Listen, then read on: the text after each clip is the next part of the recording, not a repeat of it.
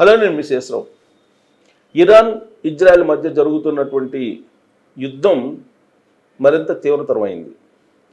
దీని దుష్పరిణామం మన దేశం మీద ఉండబోతుంది.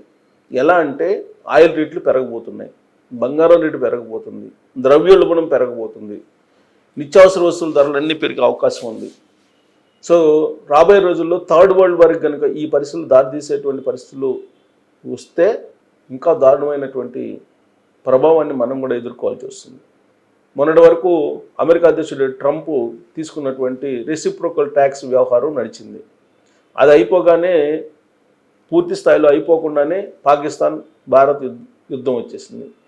అది సీజ్ ఫైర్ తోటి కొంతవరకు సద్దుమణిగింది. వెంటనే ఇప్పుడు రష్యా ఉక్రెయిన్ది తీవ్రతరం అయింది. అది కూడా ఇప్పుడు ఉక్రెయిన్ డైరెక్ట్గా రష్యా భూభాగంలోకి వెళ్ళిపోయి డ్రోన్స్ని పేల్చింది. దాంతో రష్యా మండిపడుతూ ఉక్రెయిన్ సంగతి చూస్తుంది, ఉక్రెయిన్ నేలమట్టం చేయాలనే ప్రయత్నం చేస్తుంది. ఇలాంటి తరుణంలోనే ఇజ్రాయెల్ ఇరాన్ మీద సైనిక యుద్ధానికి దిగింది. ఇరాన్ ఇజ్రాయెల్ మీద దాడులు చేసింది, డ్రోన్స్ ప్రయోగించింది, మిజైల్స్ను వాడింది. దాంతో ఇజ్రాయెల్కు మండింది. ఇజ్రాయెల్ ఉపయోగించినటువంటి ఐరన్ డోమ్ను కూడా కాదని ఇరాన్ మిజైల్స్ని ప్రయోగించింది ఇజ్రాయెల్ మీద. దాంతో పూర్తి సామర్థ్యంతో యుద్ధానికి దిగింది. అంతేకాదు అమెరికా, యూకే ఇలాంటి వాటికి, సిరియా వీటన్నిటిని సపోర్ట్ తీసుకొని ఇప్పుడు ఇజ్రాయెల్ ఇరాన్ని కంప్లీట్గా ఖతం చేసేదానికి ప్రయత్నం చేస్తూ ఉంది. ఇలాంటి పరిస్థితుల్లో భారతదేశం యొక్క పరిస్థితి ఏంటి, భారతదేశం ఏం కాబోతుంది అనేది ఒక చర్చ అయితే, అసలు థర్డ్ వరల్డ్ వార్ వచ్చే అవకాశం ఉందా అని అంటే ఇప్పుడున్నటువంటి పరిస్థితుల్లో చెయ్యి దాటిపోయింది. వాస్తవంగా ఇజ్రాయెల్ ఇరాన్ మధ్య జరుగుతున్నటువంటి యుద్ధం చెయ్యి దాటిపోయింది. ఆ రెండు దేశాల మధ్య యుద్ధాన్ని ఆపేస్తానని చెప్పి అమెరికా అధ్యక్షుడు ట్రంప్ చెప్తున్నారు, కానీ అది సాధ్యం కాకపోవచ్చు ఇప్పట్లో. పైగా ఇప్పుడు ఇజ్రాయెల్కి అన్ని రకాల సహాయ సహకారాలని అమెరికా అందజేస్తూ ఉంది. డైరెక్ట్గా ఇప్పుడు మిలిటరీ కూడా సహాయం చేసేటువంటి పరిస్థితి కూడా వచ్చింది. ఏంటి తాజా పరిస్థితి అనేది ఒకసారి చూస్తే కనుక, యాక్చువల్గా టెహ్రాన్, ఇది ఇజ్రాయెల్ టార్గెట్ చేసింది టెహ్రాన్ని. ఇరాన్ క్యాపిటల్ అది. దాన్ని కంప్లీట్గా నాశనం చేయాలి టెహ్రాన్ని అనేటువంటి ప్రయత్నం చేస్తుంది. ఇజ్రాయెల్ మీద ఇరాన్ దాడులు చేస్తుంది. అందుకే ప్రతిగా ఇప్పుడు టెహ్రాన్ని కంప్లీట్గా క్లోజ్ చేయాలని చూస్తుంది. ఒకవేళ అదే జరిగితే ఇక ఇరాన్ బాగా దెబ్బతింది. సో దీంతో ఇప్పుడు ఇరాన్ చర్చలకైతే సిద్ధంగా ఉంది. ఎందుకంటే దెబ్బతింది కాబట్టి. ఏ విధంగా అయితే పాకిస్తాను ముందు రెచ్చగొట్టి భారత ఆర్మీ చావు దెబ్బ కొట్టిన తర్వాత చర్చలకి ప్రాధాయపడిందో అమెరికా దగ్గరికి వెళ్ళి, ఇప్పుడు సేమ్ ఇరాన్ కూడా ఇజ్రాయెల్ మీద దాడులు చేసింది. ఇజ్రాయెల్ విరుచుకుపడటంతో ఉక్కిరిబిక్కిరి అవుతున్నటువంటి ఇరాను ఇప్పుడు అమెరికా కాళ్ళ మీద పడింది, చర్చలకు మేము సిద్ధమే అని చెప్పేసి. కానీ ఈ పరిస్థితుల్లో చేయి దాటిపోయింది. ఇక ఈ పరిస్థితుల్లో చర్చలు అనేది సాధ్యం కాకపోవచ్చు, శాంతి చర్చలు అనేది కూడా వినిపిస్తోంది. సో దీనికి సంబంధించి అప్డేట్ న్యూస్ ఏంటనేది మనం ఒకసారి చదివి చూస్తే కనుక, ఇరాన్ ఇజ్రాయెల్ మధ్య మొదలైన యుద్ధ వాతావరణం క్రమంగా ప్రపంచ యుద్ధం దిశగా మారుతున్నది. రెండు దేశాలతో పాటు ఆయా పక్షాల వైపు ప్రపంచ దేశాలు తమ సైనిక శక్తిని మోహరిస్తుండడం గుబులు రేపుతుంది. అంటే ఆ దేశాలు కాకుండా ఆ దేశాలకు సపోర్ట్ చేసిన దేశాలు కూడా ఇప్పుడు యుద్ధానికి చేయడానికి సైనికులను పంపిస్తుంది. దీంతో ప్రపంచ యుద్ధం దిశగా, మూడో ప్రపంచ యుద్ధం దిశగా అడుగులు పడుతున్నాయి. ఇరాన్పై యుద్ధంతో తమతో కలవాలని అగ్రరాజ్యం అమెరికాకు ఇజ్రాయెల్ విజ్ఞప్తి చేసినట్టు ఇద్దరు ఉన్నతాధికారులను ఉటంకిస్తూ ఆక్సియోస్ తన వార్తా కథనంలో పేర్కొంది. ఇరాన్ యురేనియం సిద్ధి కేంద్రాన్ని లోతైన భూగర్భంలో నిర్మించారని, అయితే దాన్ని ధ్వంసం చేసే శక్తి సామర్థ్యాలు తమకు లేవని, అమెరికా కనుక తమతో యుద్ధంలో కలిస్తే వాటిని సులభంగా ధ్వంసం చేయవచ్చునని ఇజ్రాయెల్ కోరింది. కాగా ఈ అణు కేంద్రానికి సమీపంలోనే అమెరికన్ తన బాంబర్లను మోహరించిందని ఆ మీడియా సంస్థ వెల్లడించింది. ఆ అణు కేంద్రంపై కనుక అమెరికా దాడికి దిగితే అగ్రరాజ్యం కూడా యుద్ధంలో నేరుగా పాల్గొన్నట్టే.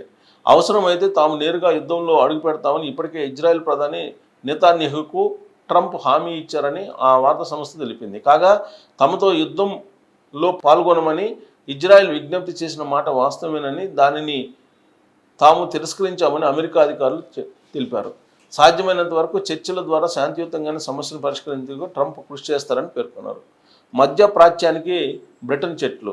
రెండు దేశాల మధ్య తీవ్రమైన పోరు జరుగుతున్న క్రమంలో జెట్లు ఇతర మిలిటరీ సామాగ్రిని తాము పశ్చిమాసియాకి తరలిస్తున్నట్టు బ్రిటన్ ప్రధానమంత్రి కీర్ స్మార్టర్ తెలిపారు. అయితే తాము ఇజ్రాయెల్కు మద్దతు ఇవ్వడాన్ని ఆయన తోసిపుచ్చుతూ తమ దేశ ప్రయోజనాలకు అనుగుణంగా మాత్రమే తాము వ్యవహరిస్తామని స్పష్టం చేశారు. ఆ ప్రాంతంలో అత్యవసర సహాయం కోసమే తాము జెట్లు ఇతర సామాగ్రిని తరలిస్తున్నామని ఆయన పేర్కొన్నట్టు రాయిటర్స్ సంస్థ వెల్లడించింది. ఫ్రాన్స్ తాజా పరిస్థితుల నేపథ్యంలో ఫ్రాన్స్ అప్రమత్తమైంది. తమ భూభాగంలో యూదులు అమెరికన్లు ఎక్కువగా నివసించే ప్రాంతాల్లో భద్రతను కట్టుదిట్టం చేయాలని నిర్ణయించింది. ప్రత్యేకంగా ప్రార్థనా స్థలాలు, పాఠశాలలు, విద్యా సంస్థలు, రద్దీ ఎక్కువగా ఉండే ప్రాంతాలతో పాటు మత సంబంధమైన సమావేశాలు జరిగే ప్రాంతాలపై నిఘా పెంచాలని ఫ్రాన్స్ మంత్రి బ్రూనో ఆదేశించారు. మాపై దాడికి పాల్పడ్డారో ఖబర్దార్. ట్రంప్ ఇరాన్పై ఇజ్రాయెల్ చేస్తున్న దాడుల్లో అమెరికాకు ఎలాంటి పాత్ర లేదని ఆ దేశ అధ్యక్షుడు ట్రంప్ స్పష్టం చేశారు. తమ స్థావరాలపై ఇరాన్ ఎలాంటి ప్రతీకార దాడులకు పాల్పడినా కనీవిని ఎరుగిన స్థాయిలో చర్యలు తీవ్రంగా ఉంటాయని తీవ్రంగా హెచ్చరించారు. ఇరాన్ మాపై ఏ విధంగానైనా ఏ రూపంలోనైనా దాడి చేస్తే ఇంతకు ముందెన్నడూ లేని విధంగా అమెరికా సాయుధ దళాలు పూర్తి బలము శక్తితో మీపైకి వస్తుంది అని హెచ్చరించారు. శనివారం రాత్రి ఇజ్రాయెల్ జరిపిన దాడుల్లో అమెరికాకు ఎలాంటి ప్రమేయం లేదని ఆయన తన ట్రూత్ సామాజిక మాధ్యమంలో పేర్కొన్నారు. ఆదివారం అమెరికాతో జరగాల్సిన 6వ విడత అణు చర్చలను టెహ్రాన్ రద్దు చేసుకున్నప్పటికీ తాను ఈ రెండు దేశాల మధ్య ఏర్పడిన సంక్షోభాన్ని సులభంగా పరిష్కరించగలనని ఆయన అన్నారు. యుద్ధం అంచిన ప్రపంచ దేశాలు ఇరాన్పై ఇజ్రాయెల్ వాయుసేనతో దాడులు ప్రారంభించగానే గతంలో ఎన్నడూ లేని విధంగా 3వ ప్రపంచ యుద్ధానికి దారితీసే పరిస్థితులు ఈసారి ఏర్పడనున్నాయని అమెరికాకు చెందిన ఒక ఉన్నతాధికారి హెచ్చరించారు. ప్రపంచం గతంలో ఎన్నడూ లేనంతగా ప్రపంచ యుద్ధానికి దగ్గరలో ఉందని, ప్రస్తుతం 3వ ప్రపంచ యుద్ధ ముప్పు ప్రచ్ఛన్న యుద్ధ యుగం కంటే కూడా ప్రమాదకరమైనదని, ఆ ముప్పు దగ్గరలోనే ఉందని వాషింగ్టన్ పోస్ట్ నివేదిక వెల్లడించింది. సో కాబట్టి ఇప్పుడు జరుగుతున్నటువంటి ఇజ్రాయెల్ ఇరాన్ యుద్ధము 3వ ప్రపంచ యుద్ధం అంచుల్లో ఉంది. అది కనుక ఏమాత్రం స్కిప్ అయిందంటే 3వ ప్రపంచ యుద్ధం వచ్చినట్టు. ఎందుకంటే అమెరికా, కెనడా, ఫ్రాన్స్, సిరియా ఇవన్నీ కూడా ఇజ్రాయెల్కి మద్దతు పలుకుతున్నాయి. సో కాబట్టి ఇక డైరెక్ట్గా కనుక రంగంలో దిగితే ఇప్పుడు ఇరాన్ అణు స్థావరాలు ఏవైతే ఉన్నాయో ఆ అణు స్థావరాల పక్కనే అమెరికాకు సంబంధించినటువంటి ఆయుధ సామగ్రిని దాచారని చెప్పి అంటున్నారు. అలాంటి వాటి మీద కనుక దాడులు చేస్తే ఇరాన్, అప్పుడు అమెరికా డైరెక్ట్గా రంగంలో దిగే అవకాశం ఉంది. మరోవైపు ఫ్రాన్స్ రెడీగా ఉంది. యూకే ఆల్రెడీ వాళ్ళ సైన్యాన్ని ఏర్పాట్లని చేసుకుంటున్నారు. ఇలాంటి పరిస్థితుల్లో పశ్చిమాసియాలో ఇప్పుడు తీవ్రమైన ఉద్రిక్త పరిస్థితుల్లో 3వ ప్రపంచ యుద్ధం దిశగా అడుగులు పడుతూ ఉన్నాయి. సో అమెరికా అధ్యక్షుడు ట్రంప్ చెప్పినా కానీ అది ఆగేటువంటి పరిస్థితి కనిపించటం లేదు. ఇరాన్లో ఉన్నటువంటి అణు రియాక్టర్లను పూర్తిగా ఆపివేయటం, అణు ఒప్పందాల్ని అమెరికాతో కుదుర్చుకోవడం, ఇవన్నీ ఏవైతే కండిషన్స్ ఉన్నాయో వాటిని ఫుల్ఫిల్ చేయడానికి ఇరాన్ సిద్ధంగా లేదు. సో కాబట్టి ఇప్పుడున్నటువంటి పరిస్థితుల్లో రాబోయే రోజుల్లో మన జేబులు గుల్ల అయ్యేలా ఇంటర్నేషనల్ మార్కెట్లో ఆయిల్ రేట్లు పెరగబోతున్నాయి. ఇప్పటికే బ్యారెల్ రేటు 30% పెరిగింది అని చెప్పి అంచనా వేస్తున్నారు. తొలి రోజు 8%, తర్వాత 13% పెరిగింది. ఇక రాబోయే రోజుల్లో ఇంకా పెరిగే అవకాశం ఉంది తప్పితే ఆయిల్కి సంబంధించి ఆల్రెడీ ఇరాన్ అహ్మోజ్ జలసంధి అనేది ఒకటి ఉంది. ఆ జలసంధి దగ్గరే కనుక ఏదైనా డ్యామేజ్ జరిగితే కంప్లీట్గా రవాణా ఆగిపోయే అవకాశం ఉంది, ఆయిల్ రవాణా. అప్పుడు ఏ స్థాయిలో ఆయిల్ రేట్లు పెరుగుతాయో కూడా మనం అంచనా వేయలేనటువంటి పరిస్థితి, ప్రమాదకరమైన పరిస్థితి, భయంకరమైన పరిస్థితి నెలకొంది. కాబట్టి ఈ యుద్ధం ఇప్పుడు ఆగిపోవాలంటే ట్రంప్ కీలకం. సో ఇజ్రాయెల్ వింటలేదు, ఇరాను వినటం లేదు.